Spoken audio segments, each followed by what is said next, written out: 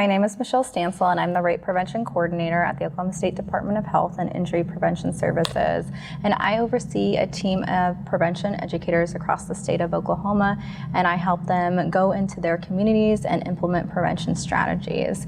So what that means is trying to figure out the best ways to listen to the needs of the community members that they serve. And so that can be asking questions of like, what do you think is an area of concern? What are challenges? And what are possible solutions to addressing those challenges? And all of that encompasses having open, honest, ongoing conversations about consent, bodily autonomy, teaching kids how to deal with rejection appropriately, and learning not just about what is unhealthy and what's not okay, but instead really doing a positive reframe and focusing on like what is a healthy relationship look like, which can vary from person to person. It also means understanding that we each have a role to play in ending sexual violence. We can each be, instead of being part of the problem, we can be a part of the solution together. And we don't need to be superheroes to be a part of the solution. It just means that we have education and information and developing a skill set to help us overcome what we'll be talking about here in a little bit. That's called the bystander effect. A lot of times people will think, well, I can't intervene when I see something going on, but the truth is we can do something that's seemingly so small that can have a really positive impact on someone's life. So just a second ago I mentioned the bystander effect, and we're going to be talking today about bystander intervention, but I think that in order to understand what it means to be a proactive bystander, we all must understand how sometimes people aren't proactive and why they choose to walk away when they see something or hear something about the bad that is happening. It's not because they're evil people. It's called the bystander effect, and it happens to everyone. But I think if you understand why it's happening, you will have a better understanding of how you can overcome it. And as leaders in your community, you have the ability to empower others to be proactive bystanders.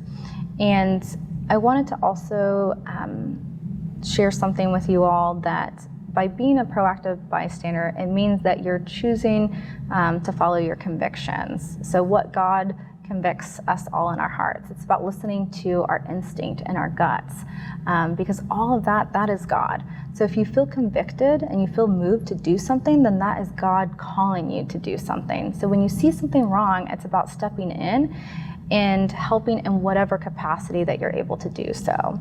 So in life, we will experience and be witnesses to situations that might make us really uncomfortable. And society says to avoid those uncomfortable situations. And that's known as pluralistic ignorance. Other times we see a situation and we think it's someone else's responsibility to handle it. That's called diffusion of responsibility.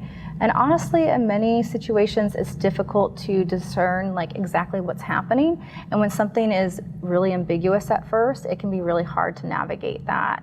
And then there's also the concern of whether or not what we're doing, like, am I overthinking this? Is this the right thing to do? And so there can be fear of like, am I being ridiculous right now? Or am I going to be judged or criticized for what I'm saying or doing? And then the last thing, which I think is really important to give validity to, is the fear of danger. That's 100% valid. But being a proactive bystander does not mean that you need to physically put yourself in harm's way in order to make that impactful change in someone's life. And so going back to what I said earlier, we don't need to be superheroes fighting all the bad people, but you can still be a hero in your own way and still be safe. So how do we collectively overcome the bystander effect? Well, there's a thing called the 4 Ds of bystander intervention. So number 1 is being direct. And that just means displaying a moral courage in any given situation. So that can be calling someone directly into a conversation about the harm they're doing. So maybe you're in Bible club and you hear somebody making a derogatory remark about somebody else or a group of somebody else's. You could call someone in and say, hey, that's not very godlike, like that's not a good thing to be doing. And you're calling them into a conversation, and that can be really helpful for kind of bringing them back and them realizing like, oh, you're right, like I shouldn't be saying that.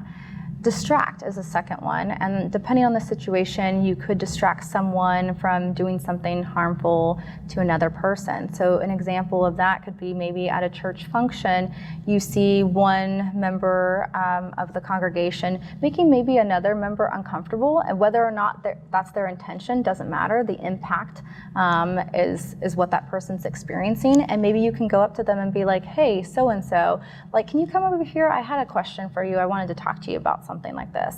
That little distraction can make that other person feel more comfortable, and then they can walk away and do whatever it is that they need to do. Delegate is the third one. So maybe for a particular situation, you feel like someone might be a better fit to handle it. And so you choose your pastor, right? And if you're a pastor that's listening to this, maybe you feel like, well, I'm not totally equipped, like I have some idea. You can then do a warm handoff to somebody in the community, working with your local domestic violence and sexual assault agency, for example, who can come in and best assist you. And then that way, the person who's experienced harm or is going through that can then get the best services that they need.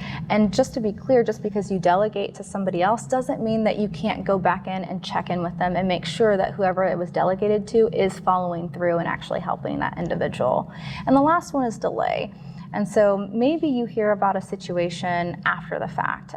The best thing you can do is be supportive to that person who's experienced harm, letting them know that you're there to help them in whatever way that they feel is best for them. So definitely being trauma informed, or what we mean by that is using language that's going to be supportive and making sure that we're cognizant of the words that we're using when we're talking to someone who's experienced some form of harm or violence. So today we learned about the bystander effect, and we've talked about the 4 Ds of bystander intervention and how to become like a proactive bystander. And again, at the end of the day, we want to display moral courage, and we want to lean into what God is calling us to do, and we want people in our churches to feel safe, to feel heard, to feel protected, to be, to feel seen. That's all important, and making sure that we're creating those protective environments within the church community. So thank you all for hanging out with me today.